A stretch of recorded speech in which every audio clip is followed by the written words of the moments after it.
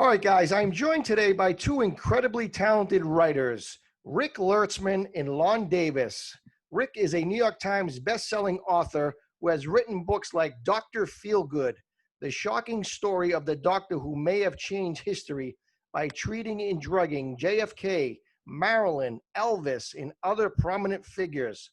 The Life and Times of Mickey Rooney, Beyond Columbo, The Life and Times of Peter Falk, in the Dr. Feelgood casebook, Max Jacobson, Einstein or Frankenstein.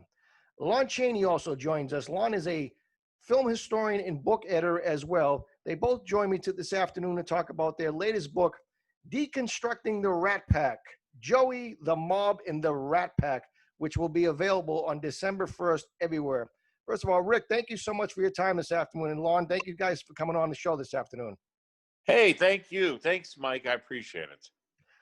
Rick, when I think of the Rat Pack, normally I think of Frank Sinatra, Dean Martin, and Sammy Davis. But the core of this book is mostly about comedian and Rat Pack member Joey Bishop. I mean, how did you guys come to the conclusion about Joey Bishop? Well, when we looked at the Rat Pack was really a creation of Sinatra and the mob guys in Las Vegas. And we looked at it through Joey Bishop, who was really at the core of the mob, because he was a mobbed up comic who started out in the 40s and then eventually became Frank's opening act. So I got to know Joey Bishop, and I knew a lot of the guys who were part of that mob out in Las Vegas, from Mo Dalitz, who created the Sands and Desert Inn, and Carl Cohn, who was the head of the Sands. So it was fascinating seeing it through Joey's eyes and seeing how this guy who really had, marginal talent, he was an okay kind of mediocre comic who all of a sudden hit the big time because of Frank and Dean and Sammy. A lot of times, Rick, that, you read a book about like a showbiz guy or whatever, like a Marlon Brando type, and, what you're reading most of the time is third and fourth story hand stories. Yeah. But your book and Lon's book is basically, you've interviewed these guys, one-on-one. So you made it into a book. Yeah, I knew a lot of the mob guys because I'm from Cleveland, Ohio. So a lot of these guys were in the underworld in Cleveland, but they ran casinos in Cleveland. Right. And when the government came after them, they went down to Las Vegas where it was legal. So they took all this money, and then they got involved, Meyer Lansky and Benny Siegel, Bugsy Siegel, and they got all the money from New York and started building Las Vegas. And they wanted a way to really put it on the map. Because at that time, in the 50s, it was kind of a stopover point from Los Angeles.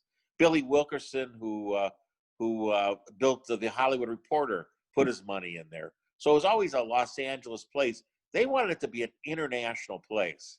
So I got to know guys like Mo Dalitz, who was a businessman at heart, but then he's financed by Meyer Lansky and by Benny Siegel and by Lucky Luciano and a lot of Murder Incorporated money.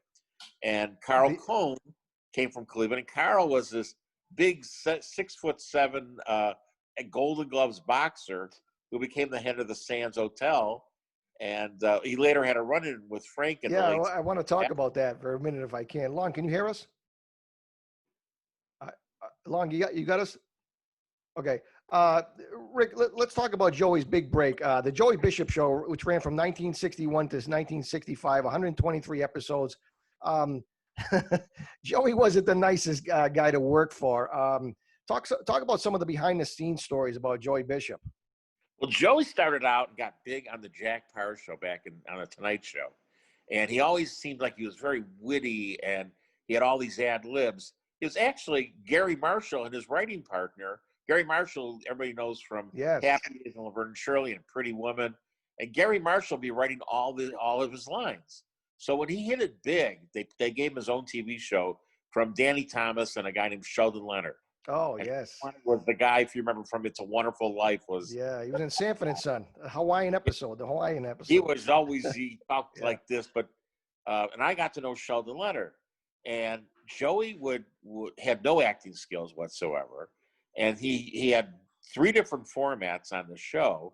So I got to talk to the people who co-starred with him, including Marlo Thomas, and a guy named Warren Burlinger who played his brother in the early episodes, and then later Abby Dalton, who you may remember from Falcon Crest. And here's a guy who he had marginal acting talent. There was a great writer named Milt Josephsberg who was he had written for Jack Benny, and he was a little tiny, little short Jewish older guy. And Joey Bishop got angry with him one week. Milt had written an episode where Joey had an identical twin cousin. And all of a sudden, Joey grabbed Milt and he said, "Why the hell is my twin cousin getting all the great lines?" He goes, "Joey, you're playing the twin cousin." And Joey had no idea about that. So behind the scenes, writer after writer, and these are the best writer, Bill Persky and Sam Danoff, who wrote Dick Van Dyke, all these great writers, Harry Crane, who wrote Sanford and Son, and all these, and so every writer went through the mill, and they couldn't figure out a way to make Joey look good. But for 4 years, because of his connection to the Rat Pack, the Joey Bishop Show endured on 2 different networks. Yeah, there was so many amazing stars that came on the Joey Bishop Show. Everybody but except Frank Sinatra. Why do you think that was? Well, Frank made Joey. There's no question. Oh, yeah. Frank included Joey in the original Rat Pack, and that made, and he put him in Ocean's 11, and that made Joey. That gave Joey like this big window. So Joey, Frank. I don't mean to interrupt, Rick, but like you say, he was just a average comedian. Anybody could have done his part on the Rat Pack. Yeah, I mean, he was. Yeah, he was. Later on, they had guys like Pat Cooper and people who opened for him, who were just Joey's kind of caliber, which was Frank didn't want a Buddy Hackett or a Shecky Green or a Don Rickles to open for him, because they would take all the energy from Frank. Right. So Frank wanted just someone who could just keep the crowd happy, warm them up, and get them ready, and that's what Joey was. So Joey started overestimating. He thought he was a superstar. So Frank and the boys owned part of this place called the Cal Neva Lodge up in Reno, Tahoe. And he asked Joey, "Can you fill in for me at the Cal Neva Lodge?" And this is right after Ocean's 11. And Joey his head was swelled. And he said, "Frank, I need my own private jet. I need this. I need $50,000. And Frank, who really took offense, if he did you favors, he expected it back in return. And Joey bit the hand that fed him, and Frank cut him off. So Joey, who was scheduled to be in a film called Robin and the Seven Hoods, another Rat Pack film. Right. Yes. He was going to play a guy named Guy Gisborne. Frank cut him out, called him Peter Falk, and Peter Falk took the place. And that was the end of Joey and Frank and the Rat Pack. Joey was never again seen with them. He tried to make amends. He tried to crawl his way, but Joey was out. That was it in '63. And I like how you mentioned in the book about when Frank almost drowned in Hawaii in 1965. When he almost drowned, Joey sent him a telegram, and he said, "I thought you could walk on water." So it's a good line. It's a good line. But when I went to visit Joey many years later. This is in the late '90s. Joey took out a check from his memorabilia. Frank thought Joey was going broke. Joey wasn't. Joey had Ed Hookstratton, who was Johnny Carson's attorney, who had made him a lot of money. But Frank had heard that Joey was suicidal and was going to kill himself because he had no money. So Frank wrote him a check, and this is in the late '80s, and it was blank. And he said, and he put a note. He said, "Fill it out for whatever you need." So Joey said, "Frank still likes me," but I don't think there was ever any kind of reconciliation between them. Yeah, it's too bad. It's too bad. Joey's that deadpan delivery, and he just had that knack about him on the show. And the show ran for about 4 years, syndicated.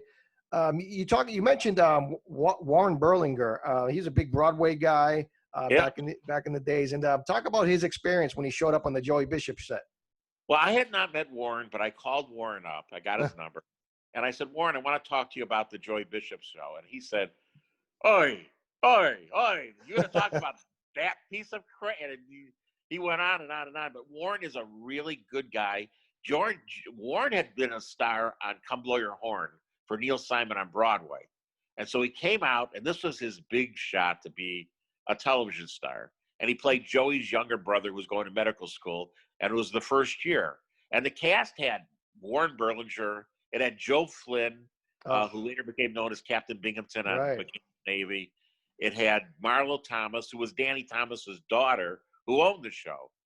And in fact, a friend of mine, Rocky Kalish, who was a writer, was walking with Joey and Marlo, and Joey actually turned to Marlo. He goes, "You stupid," and he called her every name. He goes, "You're just here because of your father. You can't act. You'll never have a career. You'll never be big in show business." And of course, Marlo Thomas turns out, to this day, she's still active. And he burned every bridge. Yeah, he was just, he couldn't fill up a phone booth with people that liked him. I mean, really, I don't know what his problem was. I had notes from people I met. A buddy of mine named Bobby Slayton, who's a really great... the comic, yes. He's a great comic, and he played Joey Bishop on the Rat Pack movie with Joe Mantegna and Ray Liotta. Bobby Slayton said that he was doing a radio show up in Chicago, and he did not know that they sandbagged him, that Joey was on the phone. So he's going on about Joey. He goes, "I heard Joey was a ladies' man."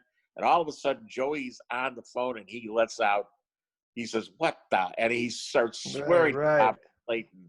And Bobby Slayton is like shocked. And he later called Joey and tried to make amends with Joey. But Joey burned so many bridges that he had a talk show that was, it was supposed to be the great talk show against Johnny Carson. They would unseat Johnny Carson. And the reason they hired him was because Joey was a regular replacement for Johnny Carson in the 60s, and he had done it for Jack Parr. So ABC put a lot of money, brought Joey, and brought this guy named Regis Philbin, who had taken over for Steve Allen and was unknown, and Regis Philbin was his sidekick. So I got a chance to talk to Regis Philbin before he passed. Wow. And Regis is one of the nicest guys, but he would not go on the record in the book because he never wanted to look like he bit the hand that fed him. Right. But now that Regis is gone, we could say Regis was just, said Joey was just so insecure, so, and every writer that worked for him, and he had writers like a guy named Don Sherman. And Don Sherman was like a Hollywood comic who, he worked with Lenny Bruce. His daughter is named Amy Sherman Palladino, who makes Mrs. Maisel and the Gilmore. Yes. So a lot of the Mrs. Maisel is based on what Don Sherman told his daughter. But Don was a writer for Joey for many, many years, including his talk show. And he said to write for Joey, he would fire maybe 5 writers a week until they were down to 2 writers on the ABC show. And Regis Philbin would have to, before every show, walk Joey out onto Hollywood and Vine and walk him and talk him off the ledge before he went on the air, because that and the minute that talk show ended in 1969, basically for the next almost 40 years, Joey was never heard from. Yeah, it's too bad. Yeah, he just went off into the oblivion. Just to let my audience know the type of person Joey Bishop was. A lot of the people working in the crew behind the scenes used to wear hard hats, like you said in the book. The writers would like avoid eye contact, because just the wrong look from Joey and you're out the door. And these are the best writers in the business. I mean, he had every great. He had the best writers in the business, but he had minimal talent, and he was angry. and they didn't know what to do with him. Abby Dalton said she would try to prop him up during the show, and Abby Dalton started on the show, and there's a guy named Guy Marks who was a kind of an insult comic. And if you ever watched Dick Van Dyke, he was the one who was trying to court Sally Rogers in one show. He was a little con artist. So Guy Marks was kind of a really funny guy, but off camera, he was like a really disgusting kind of crude guy. So Guy Marks would, before she went on onto the set, he would stick his hands down her pants. So she went to church. She told this to Sheldon Leonard and Danny Thomas, and they fired Guy Marks. But Joey got blamed because they thought that Joey fired Guy Marks because he thought that Guy Marks was outshining Joey. So Joey brought in a guy named Corbett Monica, who kind of was equal with in Joey's Right. a comedy field. They were kind of equals, and he didn't really outshine Joey, and he got along. But Abby said it was like a very difficult set because they had Joe Besser from the Three Stooges, Yes. and and she said Joe was very, very cute, but he was the worst actor in the world. I mean, Joe, Joe's kind of that one note, don't hurt me. Not so hard. Not so Yeah, hard. yeah. And in fact, I went to see Joe Besser when Wow. I had interviewed Joe, and I got to his house, and I was like grabbing something. He goes, "Oh, that hurt," and I thought he was kidding. That was Joe Besser. Wow. I thought it was a joke, but Joe Besser, Joey put him on the show, and Joey put Corbett Monica, and he didn't put a lot of talent around him because he didn't surround himself because he didn't want to be outshone, and it shows on the show. But the show lasted for 4 years because it had rubbed off that he was in the Rat Pack and he was part of that Frank Sinatra group. Yeah. You mentioned Frank Sinatra, Rick. Maybe you could tell my audience when his agent got him in the room with the speakerphone, he got a call from his agent about Frank Sinatra and Dean Martin and Sammy going to Japan. Oh, Frank Sinatra, by the way, Frank Sinatra was so brilliant. Frank Sinatra, when I went down to do the research for this book, Frank Sinatra knew exactly what he had to portray. He knew exactly what he wanted to sell in the Rat Pack. And in reality, everybody thinks of 4 guys out swinging and having all the girls and all that. Right. These are 4 middle-aged guys who want. I mean, Dean Martin's daughter is wonderful, Dina Martin. Dina, yes. And Dina told me this great story that Dean would have his wife Jeannie would throw parties at their Beverly Hills home, and Dean would be at the party in the beginning. And about 8 o'clock, he would excuse himself, go up to his room, get into his pajamas, and turn on all the westerns. Well, one night the party got so loud, Dean called up the Beverly Hills police and reported the party at his house and had his house raided. But these guys were 4 middle-aged guys who were out there to make money. And they're married. They're married guys. And they're all married. Kids, all kids. Peter Lawford had his wife Patricia Kennedy. Sammy had My Brit there. So they're all, each one were there, but they made them look like they're the cool, swinging, and Frank built that image, and he knew what he was getting. And Frank was a businessman at heart, and really with a PR guy and with the racket guys. And Frank owned 9% of the Sands. They sold it. They sold for 28 days. This summit lasted. They did during the day. They did the filming of Ocean's 11, and at night they did 2 shows. And it was so mobbed in Las Vegas. Oh God! They had 230 rooms at the Sands. They had 70,000 rooms sold. So they had a film all over, and it put Vegas on the map. And in the middle of this was Joey Bishop, who claimed to me that he was the hub of the wheel, the glue that held them together. And he really believed that he's the one who wrote the jokes and everything else. But it was Frank Sinatra, and along with Dean Martin and Sammy Davis, who were great talents, that were the hub of this group. Yeah, and and it was just an amazing, and they did put Las Vegas on the map. A quick story is that Frank Sinatra stayed at the Sands Hotel, and around 1967, the hotels were being sold to Howard Hughes was ready to buy this hotel, and one of the people I knew from Cleveland, one of the tough guys, his name was Carl Cohn, and Carl was about 6'7", and it was an ex-Golden Glove boxer, and he looked and talked like this, like Sheldon Leonard almost. Yeah, Leonard, Stupid, but he talked like this. So Frank Sinatra came in one night, and after a show, and he's drunk, and he's throwing chips at dealers, and he thinks he's tough because around him he has Jilly Rizzo, and he has these tough guys around him, these thugs. So he thinks he's this really tough guy.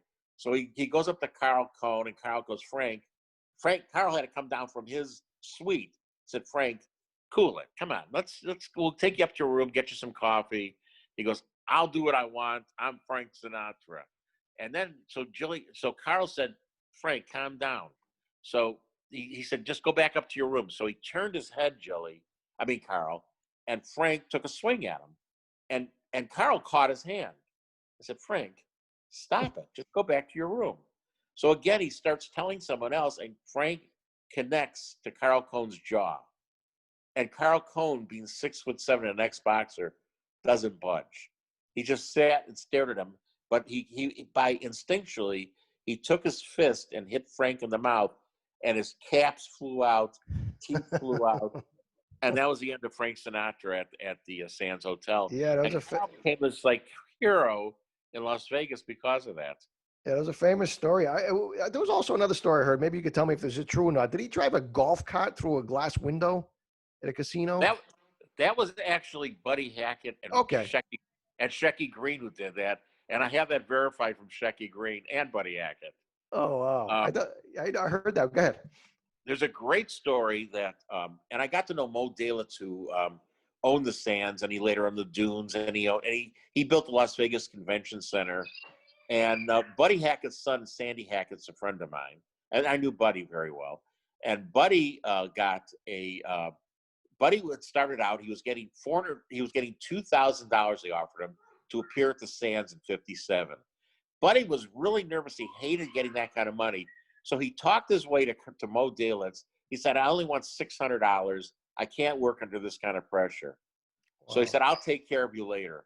So he worked for 5 months under the $600, and years later, Mo Dalitz is dying, and Buddy said to Sandy, "Come with me. I'm going to go see Uncle Mo at the Dune, at where he lived."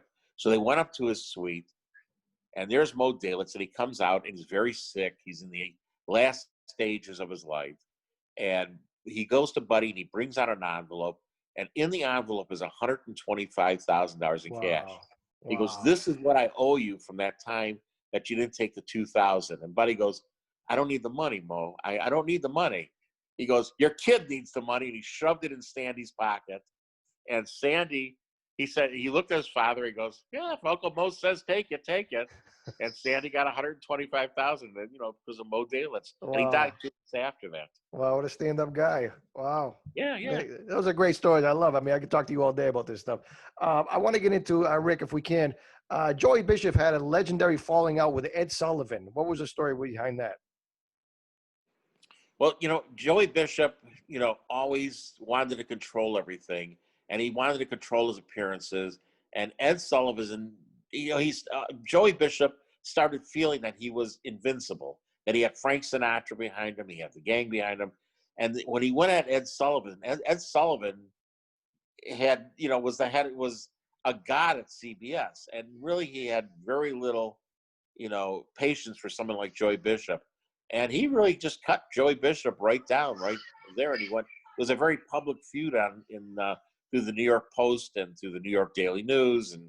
And they had but in the end, you kind of saw what was happening to Joey, that he was getting carried away with himself.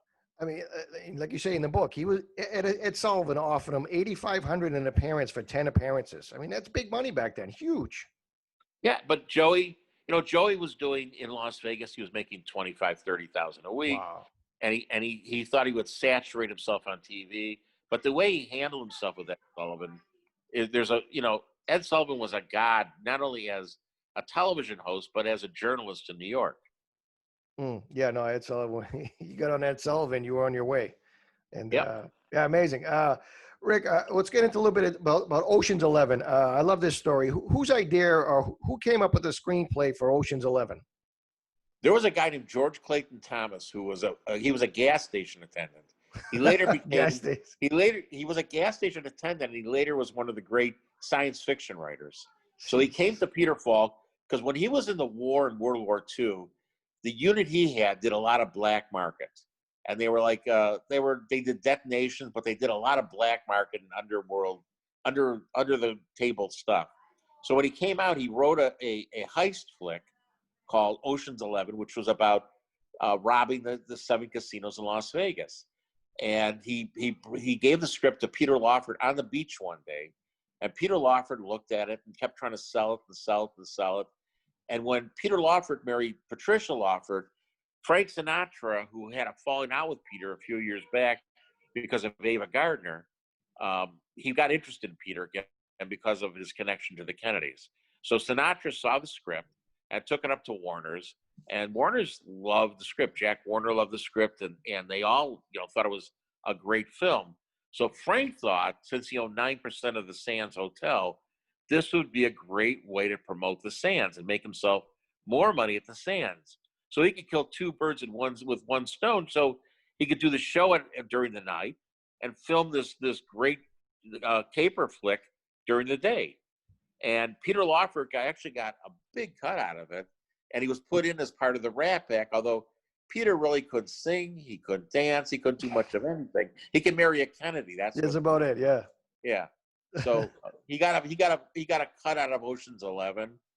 And he got a cut for a long time. He got a cut for a long time. Yeah. After the movie. It was a big chunk of change that they got, because I think he got about 25%, and it was, the film. Peter didn't live long enough to see the remake with George Clooney, but the Sinatra estate still owns Ocean's 11, and all those sequels and everything that came from that. Really, Sinatra controlled Ocean's 11 through his own company. Rick, real quick, because I like the story. I mean, you talk about in the book the Ava Gardner story you just mentioned. What happened that night how did Sinatra get in a beef with Peter Lawford? Well, Peter Lawford always was like a little gossip, and I wrote a book called The Life and Times of Mickey Rooney, and Ava Gardner was Mickey Rooney's first wife, and Mickey Rooney got in trouble because Peter Lawford started telling Ava Gardner that Mickey's screwing around in all the starlets at MGM. Same thing happened with Frank Sinatra, and Peter Lawford again did the same with Ava Gardner, and Frank was going to kill Peter Lawford. I mean, Peter Lawford always had a tendency to be a gossip and carry tales to everybody, and eventually, Frank and Peter also had a parting of the ways about 1963 because of his connection to the Kennedys. Right. Talk about the phone call he gave to Peter Lawford when he found out Bing Crosby was going to stay when JFK was going to stay at Bing Crosby's house. Well, Frank blamed him because Frank had built on a wing to his house because John Kennedy, the president, was going to stay at his house. And it was a big deal to Frank. So Frank built a heliport. He built a wing. He built all this onto his Palm Springs house. And then Peter Lawford, Joe Kennedy decided there's no way that the president is going to stay at Frank Sinatra, who's connected with Momo Giancana and the Rackets. There's no way a president of the United States is going to stay there. So he said to Peter, his father-in-law, Joe Kennedy, said, Peter, you're going to call Frank.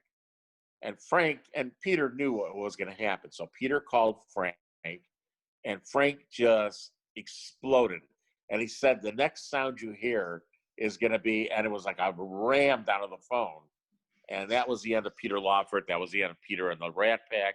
Basically, that was the end of Peter's career because his brother-in-law got killed the next year. It was assassinated. And Peter had a hard time finding work after that. Yeah. Unfortunately, I mean, it's so much history.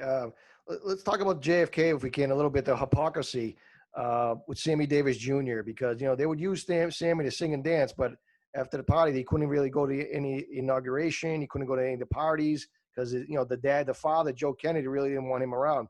We're talking in 1961. Yeah, and Sammy was dating and was going to get married to my Brit, who was a Swedish, gorgeous blonde actress. And especially in 1960, mixing of races was illegal in many states. And that's the last thing the Kennedys wanted. So Sammy appeared the Progressive Democrat. The Progressive Democrat. Yeah, the Progressive. Well, you're from Boston, so you know. Yeah, right. So in the 60s, Sammy appeared at the Democratic National Convention, did all the songs, went out with Jack, introduced Jack from the audience at the summit.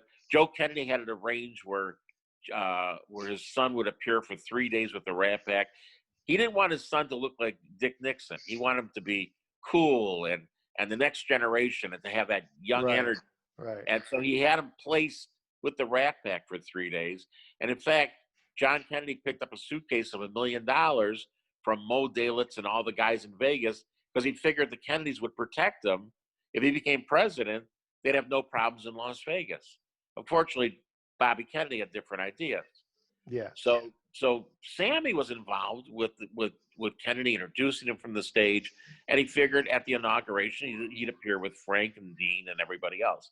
Well, Dean wanted nothing to do with politics, and Dean refused to go to the inauguration. Dean just didn't care about Republican or Democrat. He just liked to go out and play golf. Yeah. So Dean was like the coolest cat, wasn't he? He was just reserved, laid back, did his thing, played his golf, he had a good time. Dean had a good time. His daughter Dina's wonderful, and I got to try to get her on the show. I've been trying to get her on the show. Dina. Dina is like one of the best, nicest. And I talked to her. I talked to Dina a lot, and Dina has great stories about Dean. Just so great. Real quick, Rick. We got about 4 or 5 minutes left. Real quick, you said in the book that who was originally supposed to play Danny Ocean in Ocean's 11? Danny Ocean in Ocean's 11 was, I forgot, before Frank got involved, Peter had a bunch of different casting ideas that he had brought through the director, and everyone fell through before Frank, but I forgot the names of them. How about Highway Patrol? You know him? Oh, Broderick Crawford, that's right. And Broderick Crawford, the thing was on Highway Patrol, you got to shoot Broderick before 12 noon, because after 12, Broderick was no good because he was smashed. He was under the table. Yeah. Yeah, he was under the Broderick influence. was a big drinker. Rick, I mean, you said you interviewed Joey Bishop. How was he when you met him? Was he a jerk? Was he an a-hole? What was his? I mean, was he still bitter at the end? I mean, I knew Joey for about 12 years, and I had a buddy named Rocky Kalish who took me to see Sheldon Leonard. And Sheldon Leonard is, if you watch The Big Bang Theory, the two characters, Sheldon and Leonard, are named after Sheldon Leonard. Wow. I didn't know that. So everybody loved Sheldon. Produced the Danny Thomas Show, Make Room for the Dick Van Dyke Show, Andy Griffith Show, on and on and on. Mod Squad. He was great. Sheldon was this great Hollywood guy, and I got to meet Sheldon a lot. And I said, Sheldon, is there any chance I can interview Frank Sinatra? And he goes, not a chance. So I said, how about Joey? I want to talk to Joey Bishop. He goes, what do you want to talk to that Meshuggah, that jerk, for? So I got to go out to Joey's house, and he lived out in Pacific Palisades in Newport Beach, in Lido Isle. It's kind of an older house, condo, and he had a boat behind that said "Son of a Gun." And you'd go up to his trophy room, and everything there was Ocean's 11, everything was, and it had great pictures up there and great stories. And one time Joey told me, I don't ever want to talk about the Rat Pack, leave that effing thing. And he went, But then he would break down and start talking about Frank and about making Ocean's 11 and how he was the hub and how people didn't respect how important he was to it, and how important he was to Frank, and how important he was to Dean, and how he kept it. And I go, Joey, but you're only there for 28 days and then an appearance at the Fontainebleau. And Joey saw it as that he made that whole Rat Pack era. And that was through Joey's eyes. And Joey was very bitter for not working. We got about a minute left. I hate to interrupt. I'm sorry to interrupt. Tell everybody where they can tell everybody about the book when it comes out. Well, the book is out in Kindle right now. It's on Amazon. It's going to be in bookstores, and the hardcover edition comes out December 2nd. You can go to Amazon.com. It'll be in bookstores. It'll be it's now in Kindle form. It's got great stories in there. It's fantastic. Check it, and I think if you love the Rat Pack, and you love that era, Joey Bishop. It's called Deconstructing the Rat Pack, Joey, the Mob, and the Summit. And I think it really, if you love that kind of era of comedy and of the Rat Pack and all that, I think you'll enjoy the stories in this book. Yeah, it's great. I didn't even scratch the surface, Rick. We had a technical issue with Lon. We'll get him back. We'll get Rick back on something another time, because I know Rick's got a ton of stories, and I'm a golden age of Hollywood kind of guy. I love the old stories. And Rick, thank you so much for doing this. And we're going to put this all over social media for you. And best of luck, and come back. I know you're working on another book right now. Well, I'm doing a book on Jerry Lewis. So Oh, wow. that's some really dark stories and some really Yeah. dark Love it. stuff. And I have all of Joey's got kids and everybody. All right. And Jerry We'll Seinfeld wrote the forward for the book. So that's me fun. Yeah, we'll definitely get back on, Rick. I appreciate your time, and be safe.